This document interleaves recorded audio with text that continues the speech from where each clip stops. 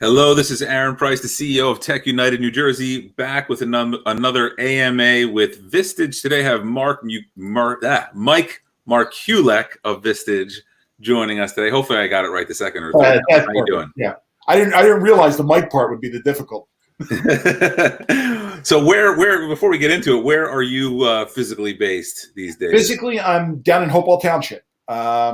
Live right across the street from Washington Crossing State Park. Where was Vistage set up, or where was the office prior to all this? So that's my location. Vistage is actually headquartered in San Diego. Yeah. Vistage originally started in the Midwest, and eventually moved its headquarters out of the Chicago area to San Diego. Vistage was started by a gentleman who just brought together a group of CEOs in kind of a roundtable discussion, and has grown to over 22,000 CEOs, executives across the world now. I can certainly relate to the need for that kind of a network. But let's get into your background. So how did you get involved with Vistage? What were you doing before Vistage? Yeah, and I think, we had touched base on it before. A serial entrepreneur, during the .com days, ran the company called Nexi.com out of Princeton. It was actually a New Jersey Technology Council member, and got, was awarded once at one of your galas, most likely to go public. Bubble burst. We didn't go public. Sold that company.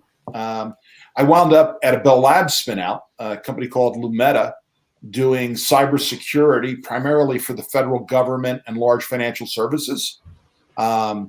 I joined on the business development side, spent the last 5 years as their CEO. We grew that business quite a lot, and then sold that to private equity about 7 years ago. While I was with Lumeta, and while I took over the CEO chair for the first time, I realized that there were things that I didn't know. And fortunately, I was introduced to Vistage, and I became a Vistage member. And as a CEO, I had a peer group with I could discuss issues. So on a monthly basis, we would get together and talk about what was going on inside of everybody's business. We would talk about challenges that we all faced. And I got to tell you, my peer group, my CEO group, was instrumental in me selling to private equity successfully and getting a successful exit for my venture capitalist investors.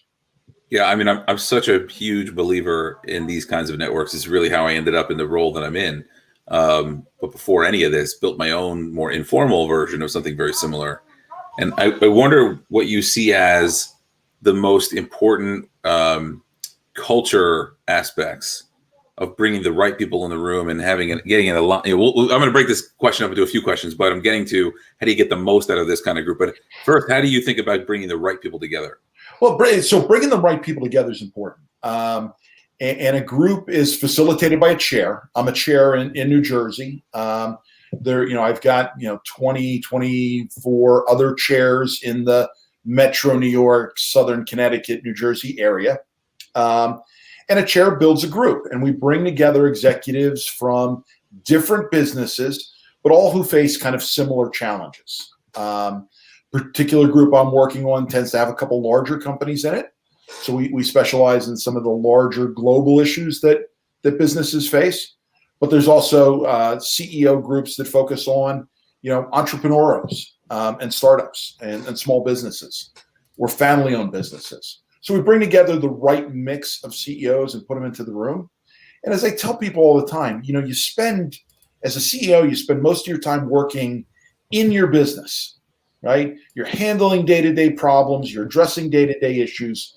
This is the one time when you can step outside of working in your business and work on your business and focus on the bigger issues, the macro issues that face not only you, but some of your peers. Yeah. So how many people, tell me more about some of the fundamentals. How many people do you get together and how often? A typical group is somewhere between 10 to 16 CEOs.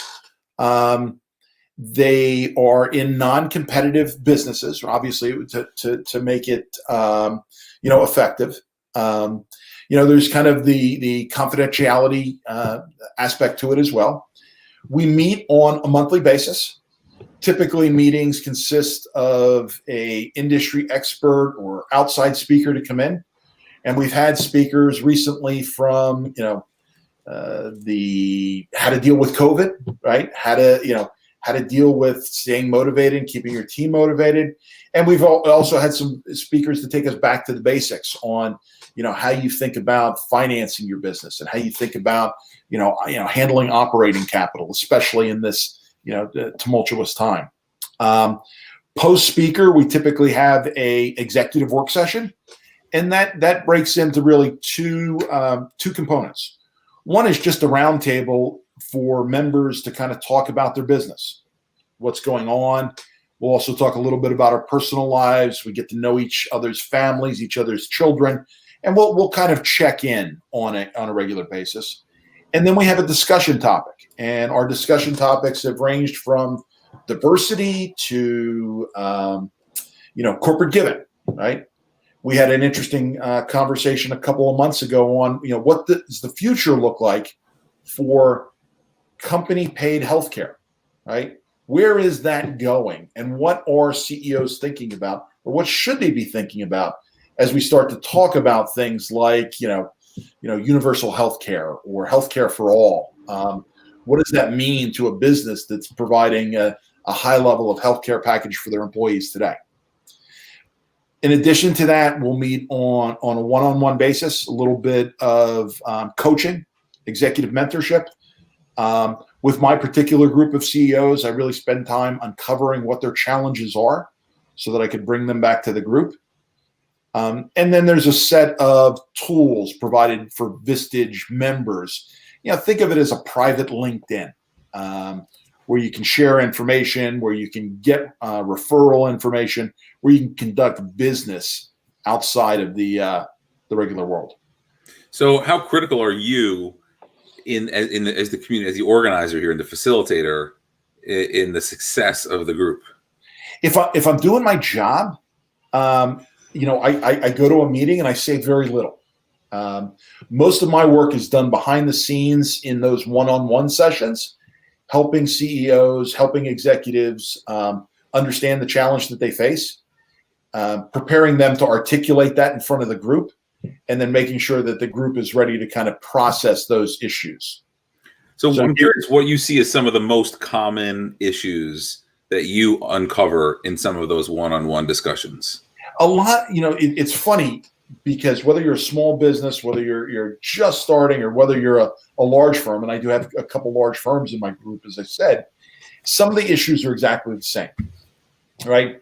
How do we handle employee issues, right? Whether that employee be a C-level executive that may just be underperforming, or has been the job has passed them by, to how do we grow our mid-tier staff, and think about how we kind of have that succession planning, right? How do we build our team so that they can take over long term? Yeah. We've also talked about things like tariff and taxes as it affects some global firms. So we see a lot of issues of the day come through, but the long-standing issues are typically around employees, right? And how you handle employees and how you build proper culture and norms within an organization. Those are biggies that we seem to hit every year. How do you create an environment where people feel comfortable sharing, especially confidential information, right? I mentioned I did this sort of informally. I would bring together a group of about 10 of us once a month. And I would just say ahead of time, and I was very serious about it, that we all sort of take this pledge that we, whatever we share around the tables in kind of the cone of silence. And if anyone's uncomfortable with that, totally get it, but now's the time to leave. And it creates this moment of kind of buy-in. But some groups have people sign something. I'm curious how you, work on getting people to, not just the legal part, but also the willingness to be vulnerable.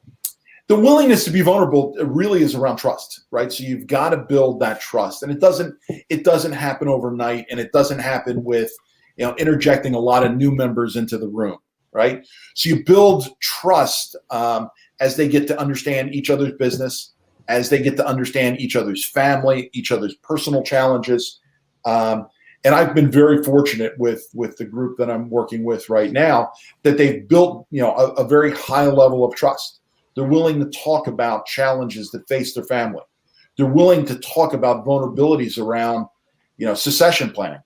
Family-owned business, not quite sure that I'm ready to hand it to my kids, but it's time to leave. And we've been able to build that trust. As you mentioned, we can talk about the cone of silence. We can sign a confidentiality agreement, but ultimately it comes down to you need to trust the people in the room. A little bit falls on the chair to build that culture within the group. Also to set out those norms, right? We set out the norms that, this stuff doesn't get shared outside the room. Absolutely. And again, fortunately for me, I've not had any particular challenges with that. But yeah, it's upfront in terms of all of our communications that there is a level of confidentiality. How has the pandemic affected the group? Well, one, your willingness or the ability for you to actually operate the group, the Vistage itself, and also common issues they're facing. But I meant more so your ability to operate the business. So to operate the group, most folks have made the transition into virtual meetings. And given that we have a good group of individuals already, we've been able to maintain and continue to have good, high quality virtual meetings. More difficult to introduce new members in, right? Because you're not building that level of rapport. So that requires a little bit more hand-holding on my part. And we also look for things out of the box. One of my members owns a farm up in Hunterdon County. He's growing hops on his farm right now. So we went to his farm one afternoon, socially distanced, had the meeting during the day, took a couple of hour break, and then had beers on his hop farm as the social portion of it. So we're finding ways to stay connected, even in the COVID time. Yeah, it's challenging. What are common issues you hear from your members that they're dealing with? Common issues from a CEO perspective are really around communications. I think the biggest concern that they have is the message getting down to the employees, right? Is the message that we take COVID seriously, or we want to protect your health, or you're not allowed to come back to the office, or your job is safe, right? Making sure that those critical messages get down into the organization, and also understanding that there is fear and uncertainty out there right now, right? Yeah. That employee that all of a sudden is being forced to work from home with 2 kids who are doing homeschool now is worried about, am I going to lose my job, right? Yeah. Is my livelihood going to be taken away? So there's a lot of communications going on right now, and making sure that is consistent, and how you deal through look, newsletters and town halls work. You can get out a high level message, but it really is feeding down to your direct reports, making sure your direct reports are talking to their individual contributors to make sure that the message is not only out but received. And I think that has been the biggest challenge that most organizations are facing. You and I both have been involved in the New Jersey technology community for quite a while. What do you think is the opportunity in front of us? What do you think has changed, and where do you think we're headed? So with TechUnited, I think there's an opportunity to kind of reform communities of interest, right? Just like Vistage is a little community of interest, or a peer-to-peer group. I think in the new economy, and I'm not even talking because of COVID, the changes in technology, the changes in how we do business, put us a little more insular. You're a little more isolated than you have been in the past, right? Yeah. The typical solution is, if you've got an employee challenge, you go to Google and you look for answers. Well, that may not be the best solution, right? The best solution may be discussing that with your peers, right? Yeah. And whether that's a technology problem, or whether that's an HR problem, or whether that's, how am I going to finance my business? you need to be having those conversations outside of, Google and chat. Yeah, especially now. I'm totally with you on this. How do you see the business community changing in the region? New Jersey's interesting because we've got a ton of great companies here, but they seem to be at two very different tiers. You've got large organizations that have been well established. Some of them, are members of TechUnited, and they're great. They're continuing to thrive and are continuing to do business. And then you have a lot of entrepreneurial companies. And I think we're continuing to see more and more startups come into the space. My field of expertise is in cybersecurity, so certainly in the cyber realm, we're seeing a lot of new entrants into the market. Where I'm concerned is at those mid-tier companies that tend to get to a point and stall. And we see a lot of those companies in New Jersey not moving to the next level, right? Stalling, either getting acquired when they don't want to, or being forced to downsize or maybe relocate. So I think there's that mid-tier size company in New Jersey that really does need support. And I think organizations like TechUnited can kind of lend a hand right there. I appreciate that. I think Vistage as well, just to give it back to you. But you've been involved with the New Jersey Tech Council for a while. I'm relatively new here. How do you think we're doing as TechUnited, and what could we do to improve? Well, obviously, we face the challenge of everything remote now. A lot of people have difficulty networking remote. I mean, you go to some networking events, and all of a sudden there's a Zoom call with 80 people. Well, how do you conduct a Zoom call with 80 people, right? Yeah. How do you network effectively at that level? So I think interesting thoughts around how you can network better, right? How you can bring people together, how you can bring communities of interest together. One of the things that I think might be interesting is, you do some stuff with entrepreneurs. Vistage could maybe offer some mentorship, maybe put some mentorship programs in place. Yeah. I also think that, within the technology big circle, if I will, maybe small communities of interest like cybersecurity, right? Like application development, those subgroups might be interesting. And I know you've got some of those going now, certainly continuing down that path, I think would be helpful. Yeah, that's good to hear. When do you expect we're going to be back? Well, first of all, what do you think the future of work looks like for many of your member companies, right? Do you think we're going back to the office around here? No, so it's interesting. And I'll talk about my members because I think, bringing it to a Vistage point would be helpful. I've got a member that that manufactures, that makes run flat tires. So hardcore kind of traditional manufacturing. They are already back in the office, and certainly with this surge, they're kind of dealing with it. But they're addressing the COVID or the COVID issue from how do we make people safe in the work environment. I'm dealing with a financial services firm, a large firm, about 5,000 employees across the country, that they used to have 85-90% of their people in offices. They're down to probably about 15% of their people in offices. And they're never, and I know the CEO said this, he's never going to go back to 100, that 90% of people in the office, right? Yeah. So I think we're going to see a change towards more remote. I think that distance working is going to be more tolerated, more accepted. But I do think it does put an onus both on the company and the employees to hold up their end of the bargain. Agreed. I think there's an interesting opportunity for the right sort of software for that kind of productivity tracking.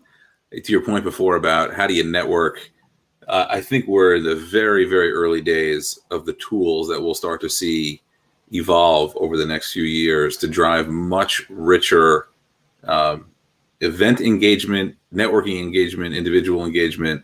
I think Zoom, we're using StreamYard here, which I think is a fantastic tool for these conversations, but I think Zoom has got a long way to go for the rest of the human needs that we tend to have happen more naturally in an office, that is these platforms don't yet accommodate for. But right. Anyway, I'm with you on that. Yeah. And it's funny from being a technologist, you think about email, right? Whether you set up an Outlook client, or whether you're using Gmail, or whatever you're using, you've got one client that all your email comes into.